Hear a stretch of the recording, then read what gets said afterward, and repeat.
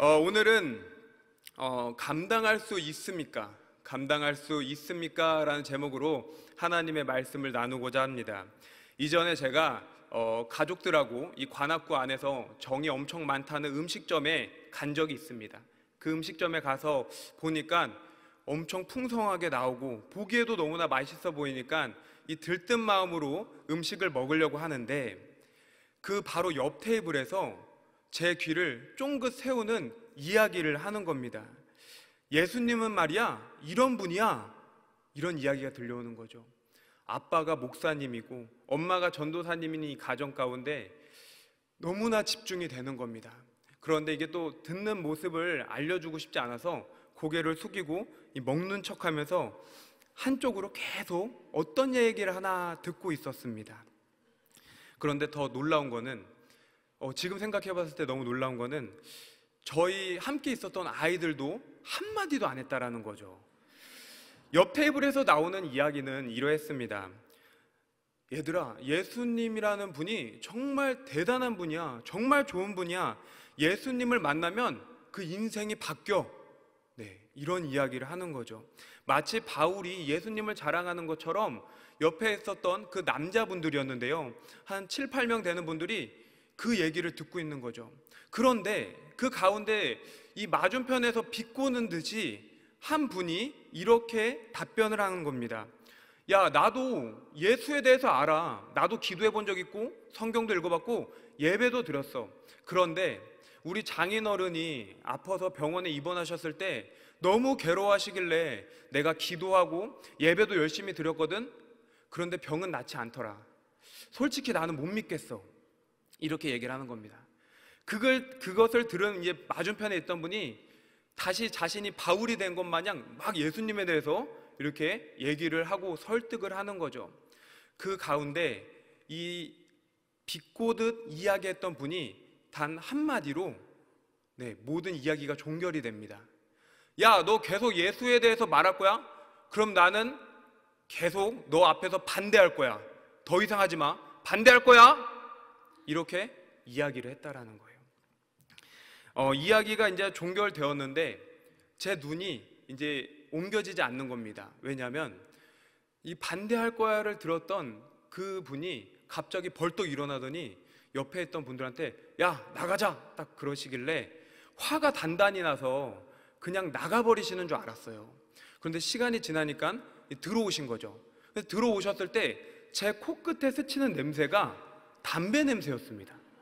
그리고 그분들이 다 나가셨는데 이 책상 아래를, 상 아래를 보니까 이 녹색 병이 많이 있더라고요. 그 모습을 보면서 바울처럼 예수님을 자랑했던 분에 대해서도 참 안타까웠고, 반대할 거야 반대할 거야 외쳤던 분에 대해서도 참 안타까웠습니다. 그러면서 한편으로는 이 지식이 없어 망한다라는 말씀이 정말 맞구나 이렇게 생각이 됐죠. 그리고 이제 저희가 이제 식사를 잘 마치고 이제 집에 돌아오는 길이었습니다. 근데 집에 돌아오는 길에 제 마음 한편에 이런 질문이 생긴 겁니다. 수명아, 너는 목사인데 왜 가만히 있었니? 라는 질문이 생기는 거예요. 이 질문이 벗어나지 않고 계속 제 머리를 감쌌습니다. 그러다 보니까 이제 어떻게 되겠습니까? 하나님 잘못했습니다 하는 게 맞겠죠. 그런데 저는 합리화를 하기 시작합니다. 수명아, 그 사람들은 술에 취해 있어. 술 취한 사람하고 같이 갑론을박을 나누면 싸움밖에 나지 않을 거야. 그리고 얼마나 만에 가진 이 가족 식사 자리인데 이거 분위기 다 망칠 거야. 이러면서 저 스스로 이제 합리화를 하기 시작했다라는 거죠. 여러분, 만약에 여러분들이었다면 어떻게 하시겠습니까? 이 복음을 전한다는 것, 크리스천으로서 그 모습을 보인다라는 것이 솔직히 녹록지 않습니다. 하지만 예수님께서는 우리에게 어떤 말씀을 하셨습니까? 마태복음 28장 19절에서 20절에는 이런 말씀이 있습니다. 그러므로 너희는 가서 모든 민족을 제자로 삼아 아버지와 아들과 성령의 이름으로 세례를 베풀고 내가 너희에게 분부한 모든 것을 가르쳐 지키게 하라. 볼지어다 내가 세상 끝날까지 너희와 항상 함께 있으리라 하시니라. 아멘. 지금 이 자리에서 함께 예배를 드리시는 분들은 복음을 전했었고 교회를 알리는 이 전도를 다 해보셨습니다. 그런데 전도를 했던 그 시간이 길면 길수록 마음이 어떠셨었나요? 저는 정말 아이러니하게도 기쁨이 분명히 있었는데 더 많은 상처도 있는 것 같습니다. 그래서 전도에 대한 이야기, 특별히 이러한 태신자 기간이 올 때쯤이 되면은 내가 전도를 분명히 해야 되는데, 하나님께서 주신 사명인데, 그러면서도 마음 가운데 빈번하게 거부당하고 반대 의사를 펼쳤던 그 사람들 때문에 이 마음이 지쳤거나 낙심했을 수 있습니다. 어쩌면 저와 같은 상황은 아니었을지라도 내가 작정한 그 태신자 앞에 있으면 앞으로 나아가야 되는데 선뜻 나아가지 못하고 주저주저 하지 않았던가, 이랬던 일이 있을 것입니다. 그렇다면 이 복음을 전함에 있어서 지쳐버린 우리는 어떻게 해야 될까요? 예수님께서 분명히 내가 너와 함께 하겠노라 말씀하셨는데 한 걸음도 나아가지 못할 때 우리는 어떻게 해야 되겠습니까? 오늘 이러한 생각에 갇혀서 실패에 대한 두려움, 굳어져 버린 마음, 이런 마음을 가진 분들에게는 오늘 주시는 말씀이 위로와 회복의 말씀이 되기를 주의 이름으로 소망합니다. 그리고 작정을 하시고 지금 손때 묻히는 작업을 하시는 분들 계시죠? 이분들에게는 하나님 나라의 확장을 위한 용기와 담대함이 임할 줄로 믿습니다. 오늘 이러한 마음으로 말씀을 우리가 더 나아갔으면 좋겠습니다. 오늘 본문 말씀은요, 바울이 2차 전도 여행 중에 약 1년 6개월 정도 고린도시에서 이 교회를 세운 그 고린도 교회의 이야기를 말하고 있습니다. 바울이 이곳에서 이 성도들이 장성한 분량에 이르기까지 복음을 전하고 양육을 시켰더라면은 그런 일이 없었을 겁니다. 그런데 교회를 세운 후에 이제 또 다른 선교지로 이동을 하다 보니까 성도들이 자신의 신앙의 순교를 지키지 못하게 되었고 물질적인 번영과 세속 문화에 물들어 버렸다라는 것이죠. 이것을 해결하기 위해서 재차 고린도 교회에 방문을 합니다. 그런데 아무리 방문을 했음에도 불구하고 바울인데 큰 회복과 어떤 변화를 이루지 못했다라는 것이죠. 그리고 나서 다시 떠난 그 사이에 거짓 교사라는 이 팔레스틴 지방에서 온 거짓 교사들이 사도 바울의 사도권을 성도들에게 공격을 하기 시작했다라는 것이죠. 그리고 바울의 사역을 회방하는 그 활동이 시작되었다라는 것입니다. 2차 방문을 했는데 큰 변화가 없었습니다. 그리고 내가 다시금 고린도 교회를 가겠다. 그런데 성령님께서 계속 막으시니 이 모든 절차가 번복되고 바뀌고 여행 계획이 변경되니까 고린도 교회 성도들이 어떤 마음을 갖느냐, 바울은 참 신실치 못하구나. 그리고 거짓 교사들에 의해서 바울의 사도권을 좀 의심해 봐야 되겠는데 라는 생각이 들기 시작했고, 이로 하여금 바울은 이 성도들과의 오해와 불신이 가득 채워지기 시작했다라는 거죠. 그래서 이 사도 바울은 성경에는 적혀있지 않지만 이 고린도후서 2장 4절에서 말하는 것처럼 눈물의 편지라는 그 서신서를 고린도 교회에 보냅니다. 이 서신서를 읽은 성도들은 많이 변합니다. 하지만 여전히 아직도 바울의 그 사도권과 사도직 자체에 대해서 설명할 필요가 있었다라는 것이죠. 그래서 오늘 고린도 후서가 작성이 되었다라는 것입니다. 뿐만 아니라 오늘 14절부터 나오는 말씀처럼 바울은 자신의 사도직에 대해서 확신과 다짐을 선언해야 했습니다. 그래서 이 바울이 하나님 앞에서 내가 어떠한 마음으로 복음을 전하는지 지금 말하고 있다라는 것이죠. 우리 14절에 바울의 마음을 함께 읽어보도록 하겠습니다. 시작! 항상 우리를 그리스도 안에서 이기게 하시고 우리로 말미암아 각처에서 그리스도를 아는 냄새를 나타내시는 하나님께 감사하노라. 아멘. 우리는 이 14절의 말씀을 통해서 복음 전함에 지친 자들의 마음 가운데 가져야 되는 첫 번째 마음을 알게 됩니다. 그것은 무엇이냐? 바로 나는 승리자 되시는 예수님과 행진하는 사람임을 기억해야 된다는 것입니다. 우리 함께 따라해 보겠습니다. 나는 승리자 되시는 예수님과 행진하는 사람입니다. 이 본문에서 나오는 14절부터 16절까지의 말씀은 바울이 로마의 그 개선식, 전쟁을 마치고 돌아오는 그 모습, 개선식을 통해서 적용해서 기록한 말씀이라고 볼 수가 있습니다. 로마 역사를 집필한 티투스 리비우스라는 사람의 말에 의하면요, 로마 개선식은 상당히 화려했다고 합니다. 기쁨과 즐거움, 환영, 그리고 무엇보다도 그 안에는 슬픔과 눈물이란 것도 함께 있었다라고 적고 있습니다. 전쟁에 출전한 장군이 적군을 공격해서 승리하는데 약 5천 명 정도를 이기거나 아니면은 너무나 가치 있는 적을 무찔러서 승리했을 때는 이 장군이 자신의 업적을 상세하게 적어서 정무관에게, 이 편지를 전달하는 자에게 이것을 로마에다가 이제 전달을 합니다. 이유는 내가 이 정도의 업적을 남겼으니까 나는 개선식에 임할 자세가 돼 있다라는 것을 알리는 거죠.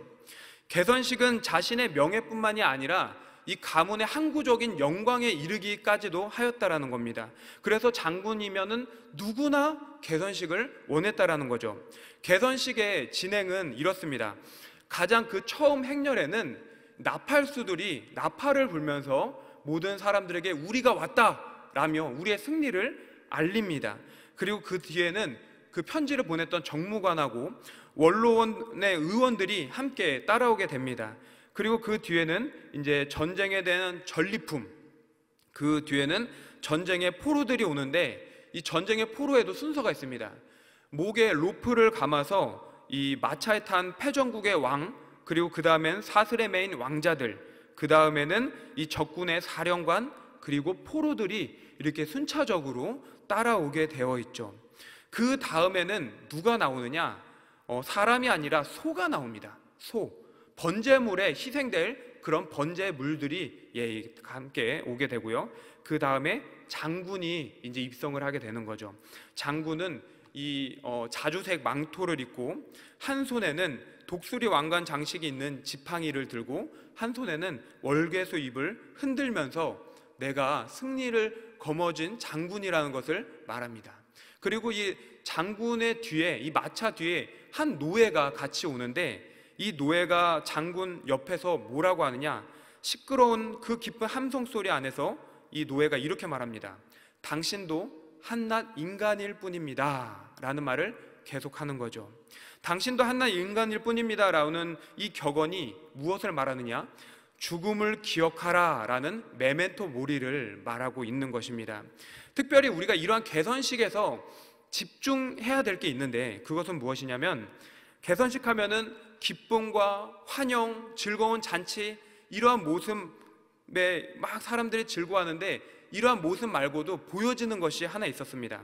길가에는 이들을 환영하기 위한 향을 태웠다라는 거죠.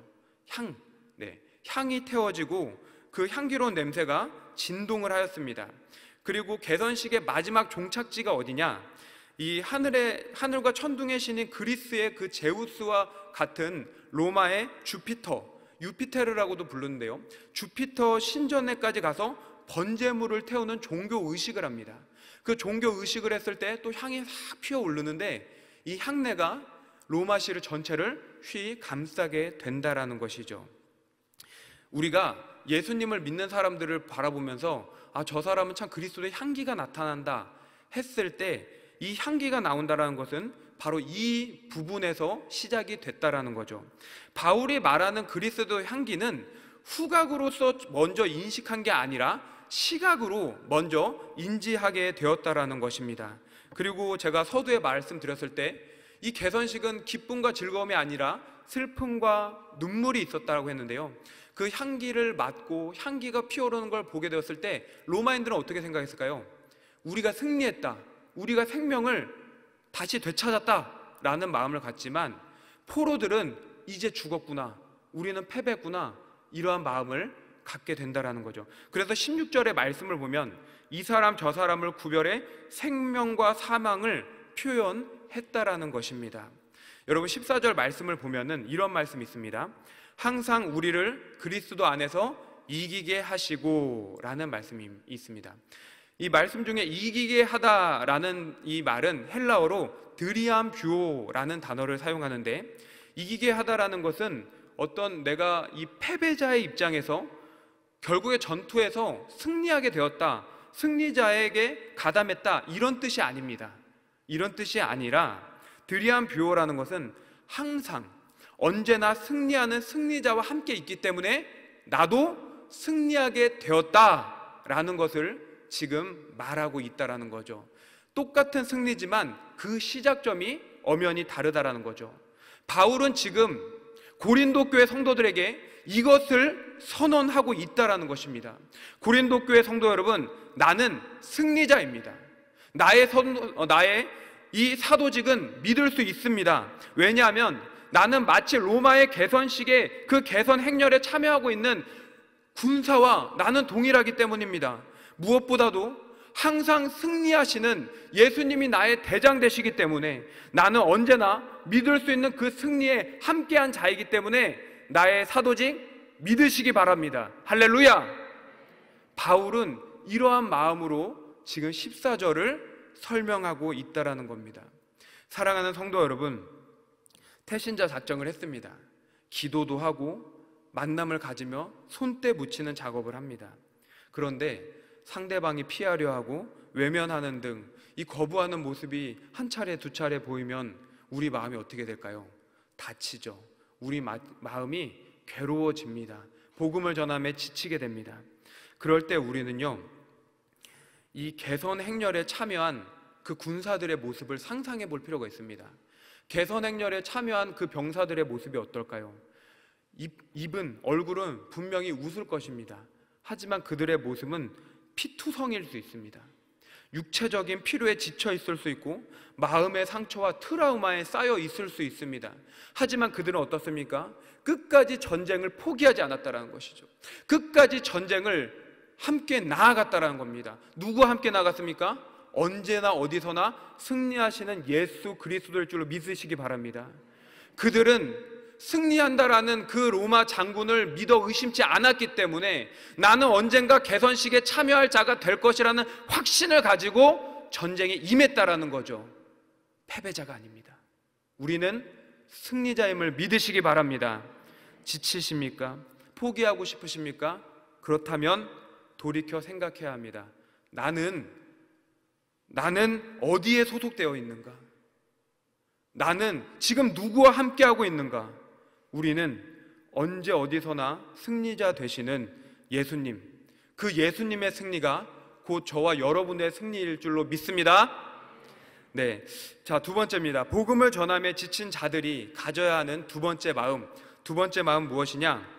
바로 능력이 아닌 순종뿐이라는 것입니다. 능력이 아닌 순종뿐이다. 15절과 16절의 말씀을 우리 함께 읽어보겠습니다. 시작. 우리는 구원을 받는 자들에게나 망하는 자들에게나 하나님 앞에서 그리스도의 향기니 이 사람에게는 사망으로부터 사망에 이르는 냄새요 저 사람에게는 생명으로부터 생명에 이르는 냄새라. 누가 이 일을 감당하리요? 아멘. 제가 이전에 대학생 시절에 그 여름방학이었는데요, 여름방학 때 한 후배가 저한테 이 교회에서 하는 그 어린이 이제 캠프가 있다고 해서 함께 가자고 이제 저한테 이야기를 했던 적이 있었습니다. 거기서 이제 스텝으로 섬기자고 했는데, 지역이, 저는 서울을 사는데 마산이라는 한 번도 가본 적 없는 거기서 한다라는 거예요. 그리고 무려 2,000명이 오는 어린아이들, 초등학생 2,000명이 오는 그런 캠프라고 하는 거죠. 그래서 저는 단번에 이제 안 간다. 네, 제가 어린아이들을 그렇게 좋아하지 않았거든요. 안 간다라고 말했습니다. 근데 그 후배가 저한테 이렇게 말하는 겁니다. 여기에 참여하면 아르바이트비 정도는 벌 수가 있어. 꼭 돈 때문은 아니었지만 참여를 하게 되었습니다. 저의 첫 번째 임무는 주차팀이었습니다. 상당히 더웠습니다. 우산을 하나씩 주더라고요. 우산을 주차하는데 왜 주나 했더니 우산이 없이는 그 뜨거움을 피할 수가 없었던 그런 곳이었죠. 그런데 30분이 지나지도 않았는데 제 마음에 지금 벌써 도망가고 싶다라는 생각이 드는 겁니다. 100여 대가 넘는 차량들이 막 오가는 겁니다. 그리고 그때 1,800여 명의 아이들이 이제 내려오는 거죠. 발만 들어도 아이들이 차일 정도로 계속 오가고, 여러분 초등학생들 아시지 않습니까? 자, 이리 가세요. 그럼 어떻게 하죠? 네, 저리 가죠. 그 아이들이 막 1,800여 명이 이제 제 눈앞에 오는 겁니다. 여차저차 이제 첫날 일정을 마칩니다. 30여 명의 스텝으로 이런 행사를 합니다. 그러다 보니까 너무나 지쳤고, 야, 빨리 자고 내일 그냥 일정을 좀 했으면 좋겠다라는 생각을 했는데, 총괄하시는 목사님이 이제 저를 보면서 이렇게 말하는 겁니다. 수명아, 넌 정말 뺀질되게 생겼는데 정말 뺀질거리는구나, 이렇게 말씀을 하시는 거예요. 그러니까 제 마음이 이제 막, 제가 자존심이 상당히 세거든요. 그 스태프들이 저보다 나이가 어린데 제가 자존심이 확 상한 겁니다. 야, 이거 안 되겠구나. 그래서 아니요 웃으면서 말했지만 속에는 이제 불같이 타오르는, 내가 당신의 마음을 바꿔놓으리라 해서 그런 마음으로 그 다음날부터 이제 정말 열심히 일을 했습니다. 그렇게 해서 이제 한 차, 두 차에서 마지막 회차를 마치고 이제 집으로 돌아가는, 이 마산에서 서울로 돌아오는 버스를 탔습니다. 근데 또 공교롭게도 제가 나이가 많다 보니까 그 총괄 되시는 목사님이 제 앞에 또 앉아 계신 거예요. 목사님께서 갑자기 고개를 돌리시더니 저한테 또 이렇게 말씀하시는 겁니다. 수명아, 너 참 뺀질거리던데 그래도 일 열심히 하더라. 너 다음 달에도 함께 하지 않을래? 그리고 너가 스텝 장으로 좀 섬겨줬으면 좋겠다, 이렇게 말을 하셨습니다. 솔직히 지역이 멀죠. 예, 지금 생각해도 마산이란 곳이 상당히 멀었습니다. 그리고 그 다음 주에 하는 곳은 마산이 아니라 서대산이라는, 뭐 들어본 적도 없는 그런 곳이었습니다. 그리고 30명밖에 안 되는 인원으로 수많은 아이들을 이제 진두지휘하면서 캠프를 한다라는 게, 저는 이게 한계가 있고 이건 말이 안 된다, 시스템이 잘못됐다, 이렇게 생각을 해서 저를 부른 그 후배한테 막 뭐라 했죠. 이게 뭐냐, 왜 날 이렇게 힘든 곳에 불렀냐, 더 줘야 된다. 네, 막 아시겠죠. 막 이제 말을 했습니다. 네. 그런데 이제 그렇게 푸념을 늘어놨는데, 스텝장이라는 게 또 되게 하기 싫었던 이유가 뭐냐면, 스텝들을 관리하는 그뿐만이 아니라 스텝장이 해야 되는 일은 첫날부터 마지막 날까지 이제 각 교회에서 올라오는 컴플레인들, 항의하는 것을 받아주는 역할이 스텝장이었던 거죠. 이름만 스텝장이지 제일 힘든 거를 이제 주는 거였습니다. 그 총괄 목사님의 말씀에 저를 이렇게 계속 이게 지그시 쳐다보시는데, 제가 뭐라고 했을까요? 이런 마음을 갖고 네, 알겠습니다 라고 답변을 한 거죠. 그래도 신학생인데 목사님의 말씀에 이제 순종해야 되지 않겠습니까? 순종을 했습니다.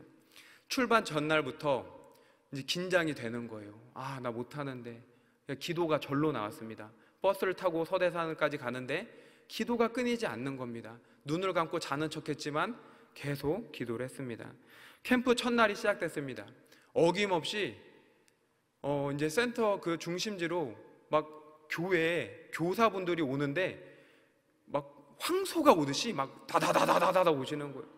그리고 이제 더우니까 에어컨을 켜놨는데 문이 뭐 부셔진 줄 알았습니다. 딱 문이 딱 열리는 순간 제가 어떻게 해야 되겠을까요? 스텝장이니까 한박 웃음을 지면서 어떻게 오셨어요? 괜찮으세요? 아, 얼른 들어오세요. 여기 시원하죠? 하면서 어떤 문제 있으십니까? 하면서 막 이렇게 꽃미소를 날리면서 이제 대응을 했습니다. 그 꽃미소를 날리면서 이 마음에서 울림, 뭐죠? 아, 집에 가고 싶다. 이렇게 마음을 갖고 캠프를 했습니다. 이런 마음이 뭐 하루뿐이었을까요? 계속 이어지더라고요. 하지만 목사님께서 말씀하셨기 때문에 저는 순종을 했고 정말 최선을 다해서 감당을 했습니다. 그로 인해서 이제 지금 한 10년 정도 지났는데요.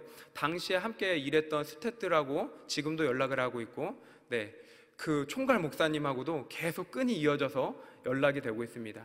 그리고 그때 저를 불렀던 후배하고는 결혼까지 하게 되었습니다. 15절의 말씀을 볼까요? 15절의 말씀을 보면은 우리는 그리스도 앞에서 향기다라고 말을 합니다. 저는 이 말씀을 묵상을 하면서 내가 향기가 될 수 있는가라는 의심이 생겼습니다.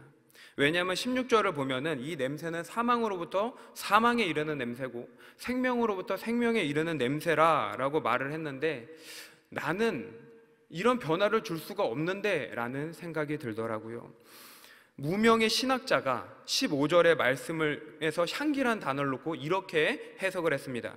그리스도가 곧 향기이며 우리는 향을 담는 그릇입니다. 사랑하는 성도 여러분, 죄송합니다. 나의 능력으로는 생명을 줄 수가 없습니다. 그래서 우리는 향기를 담는 그릇이라는 사실을 우리는 기억해야 합니다. 그릇은 능력이 없습니다. 그릇 안에 무엇이 담기느냐에 따라서 어디에서 쓰이고 놓는 위치마저도 달라진다라는 거죠. 그릇은 오직 순종뿐이라는 사실을 우리는 기억해야 됩니다. 아무리 화려해 보일지라도, 세상에서 실력과 능력을 두루 갖춘 그 능력자일지라도 복음을 전함에 있어서는 능력이 아닌 순종뿐이라는 것이죠. 그 순종을 이룰 때 우리는 승리를 이룰 줄로 믿습니다. 그래서 바울이 16절에 말하는 겁니다. 누가 이 일을 감당하리요? 능력자였던 바울도 이렇게 말을 했다는 거죠. 고린도 교회에는 바울의 사도직을 의심케 하는 거짓 교사들이 들어와 있었다라고 말했습니다. 이들도 하나님의 이야기를 분명히 전했던 자들입니다. 하지만 그들은 어떻게 말씀을 전하느냐? 17절의 말씀을 보면은 하나님의 말씀을 혼잡하게 전했다라고 말을 합니다. 여기서 혼잡하다라는 뜻은 마치 시장에서 이 과일을 판매하는 장사꾼이 되게 탐스럽고 먹기 좋은 과일은 그 앞에 놔두고 그 밑에는 이제 안 좋은 과일을 놨다거나, 포도주를 판매할 때 이 물을 희석해서 100% 포도주로 판매하지 않는, 자신의 그 이득을 얻기 위해서 비열할 행위를 쌓는 그 모습을 혼잡하다라는 뜻을 갖고 있다는 거죠. 거짓 교사들은요, 자신의 능력을 가미해서 하나님의 말씀을 전하기 시작했습니다. 그러다 보니 거짓되고 혼잡해지며 교회를 혼란하게끔 만들었다라는 거죠. 하지만 바울은 어떻게 전했다라고 말합니까? 바울은 순전함으로 전했다라고 말하고 있습니다. 하나님께 받은 그대로, 무엇을 가미하지 않고 무엇을 추가하지 않고 빼지 않고 하나님께서 주신 그 복음 그대로를 그릇처럼 받아서 전달했다라는 거죠. 여러분, 우리도 향을 담는 그릇, 순전하게 복음을 전하는 자가 되어야 될 줄로 믿습니다. 사랑하는 성도 여러분, 복음 전함에 많은 반대와 거부로 인해서 저도 지쳤던 적이 많습니다. 우리도 아마 지쳤을 때가 너무나 많았을 것 같습니다. 그래서 어쩌면 작정도 못하신 분이 계시지 않을까, 이런 생각이 듭니다. 그렇다면 우리는 다시 돌아서야 합니다. 우리는 언제나 승리자 되시는 예수님과 함께 개선 행렬에 참여하는 자임을 믿으시기 바랍니다. 그리고 나의 능력이 아닌 순종함으로 복음을 전하는 자가 되어야 합니다. 그렇다면 복음을 전하는 것, 여러분 오늘 제목이 무엇입니까? 오늘 말씀 제목이 감당할 수 있습니까? 이제는 이렇게 불러서는 안 되죠. 자, 우리 함께 따라해 보겠습니다. 복음을 전하는 것 감당하겠습니다. 복음을 전하는 것 감당할 수 있습니다. 할렐루야! 우리는 혼자가 아닌 하나님 앞에서 그리스도 안에서 감당함을 믿으시고, 이 믿음을 가지고 오늘 뜨겁게 기도하고 돌아가셔서 태신자에게 다가가시기 바랍니다. 그때 우리는 승리를 경험할 줄로 믿습니다. 아멘. 이 시간 우리 함께 찬양하시겠습니다. 우리 전능하신 하나님, 엘샤다이 하나님, 우리가 함께 찬양하게 될 건데요. 전능하신 하나님, 나는 믿기에 잠잠히 기다리네. 그냥 기다리는 게 아니죠. 우리는 피 흘리기까지 같이 싸우는 겁니다. 왜요? 전능하신 하나님은 항상 승리하시는 하나님이시기 때문이죠. 그를 믿으면 우리의 인생은 승리밖에 없습니다. 우리 함께 찬양하시겠습니다. 전능하신 하나님, 나는 믿기에 잠잠히 기다리네. 전능하신 하나님 행하실 일 잠잠히 기다리네. 전능하신 하나님, 전능하신 하나님 나는 믿기에 잠잠히 기다리네. 전능하신 하나님 행하실 일 기대하기에 기다리네. 전능의 하나님 엘샤다이 하나님 주의 손이 나를 붙드시니 두려움 없네. 전능의 하나님 주만 의지합니다.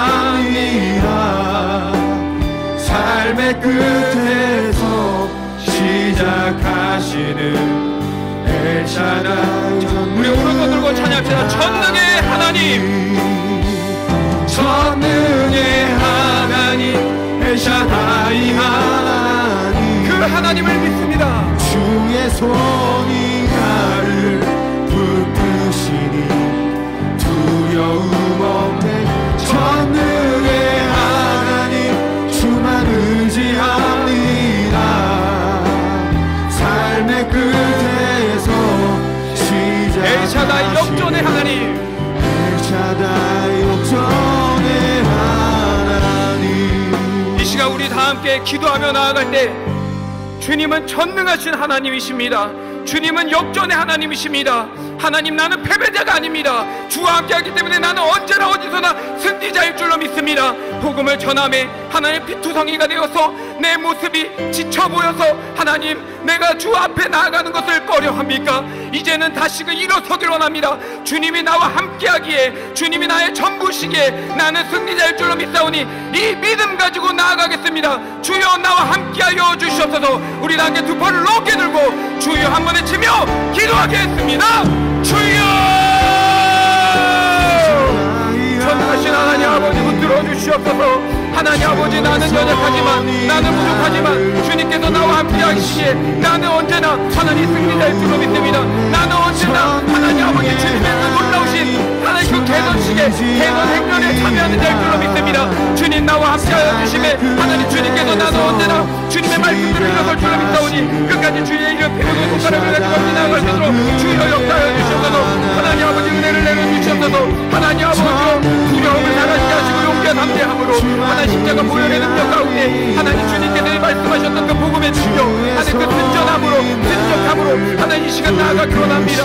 하나님 두려움에 착한 마귀의 개그가 나를 하나님 엎을지라도 끝까지 주님을 위하여 나옵니다. 엘샤다이 하나님, 엘샤다이 하나님, 그 여호와 하나님 나와 함께 하십니다. 예수 그리스도의 능력으로 아버지 함께 할 줄을 믿사오니 주여 나를 붙들어 주시고 나를 끝까지 함께하여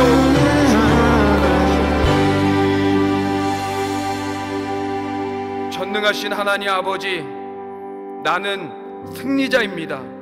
예수님과 행진하는 그 중심에 서 있습니다. 그리고 나의 능력이 아닌 순종으로 하나님께 나아가겠습니다. 의인 99명보다 회개하고 돌아오는 한 명을 기뻐하신다라는 것은 하나님의 명령입니다. 나에게 주신 사명입니다. 그래서 오늘 다시 일어서길 원합니다. 주님, 나를 붙들어 주시고 용기와 담대함으로 이끌어 주셔서 여호와의 니시 승리의 깃발을 흔들며 주님께 나아가는 귀하고 복된 왕성의 권속들이 될 수 있도록 책임져 주시옵소서. 함께하여 주실 줄로 믿으며 예수님의 이름으로 기도드립니다.